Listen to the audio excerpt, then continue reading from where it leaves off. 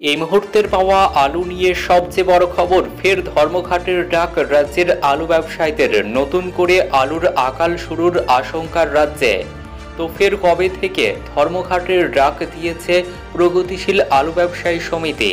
বিস্তারিত জানিয়ে দেব ভিডিওতে, সঙ্গে থাকুন। আর এমনই প্রতিদিনের লেটেস্ট ট্রেন্ডিং খবরগুলি সবার আগে পাওয়ার জন্য আমাদের ইউটিউব চ্যানেলটি সাবস্ক্রাইব করুন। প্রতিবেশী রাজ্যের বাজারে আলু পাঠানোর ক্ষেত্রে প্রশাসনিক জটিলতা না কাটায় শনিবার 17ই আগস্ট রাত থেকে আবারও রাজ্য জুড়ে ধর্মঘটের ডাক দিল প্রগতিশীল আলু ব্যবসায়ী সমিতি।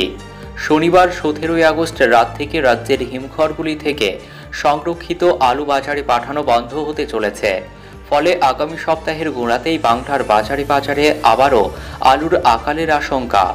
বৃদ্ধি পেতে পারে দাম। প্রতি বছরই রাজ্যের আলু ব্যবসায়ীরা সংরক্ষিত আলুর একটি অংশ পাঠান প্রতিবেশী রাজ্যগুলিতে, কিন্তু চলতি বছরের জুলাইয়ে প্রতিবেশী রাজ্যগুলিতে আলু রফতানির ক্ষেত্রে প্রশাসনিক জটিলতা শুরু হয়। আলু ব্যবসায়ীদের অভিযোগ, সেই সময় ভিন রাজ্যে আলু পাঠাতে গেলে রাজ্যের সীমান্তে পুলিশের হয়রানির মুখে পড়তে হয় তাদের। এই পরিস্থিতিতে গত 20 জুলাই থেকে পুলিশের হয়রানি বন্ধের দাবিতে রাজ্য জুড়ে ধর্মঘট শুরু করেন রাজ্যের আলু ব্যবসায়ীরা। টানা 5 দিন ধরে চলা সেই ধর্মঘটের জেরে রাজ্যের বাজারগুলিতে শুরু হয় আলুর আকাল। বহু করে দাম বাড়ে আলুর।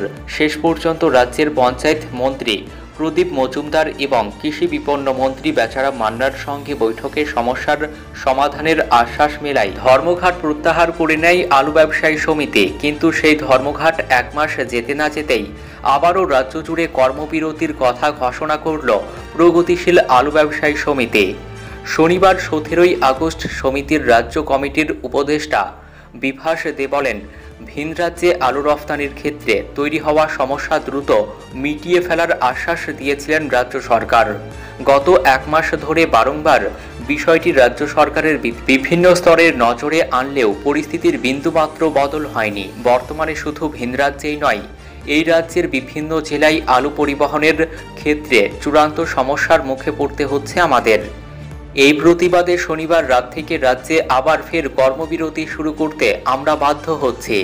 আলু ব্যবসায়ীদের একাংশ জানাচ্ছে, শনিবার রাত থেকে ধর্মঘট শুরু হলে রাজ্যের বাজারগুলিতে আগামী মঙ্গলবার 20 আগস্ট থেকে প্রভাব পড়তে পারে। তারা এও জানাচ্ছেন, শনিবার হিমঘরের সেটের আলু নামানো হয়েছে।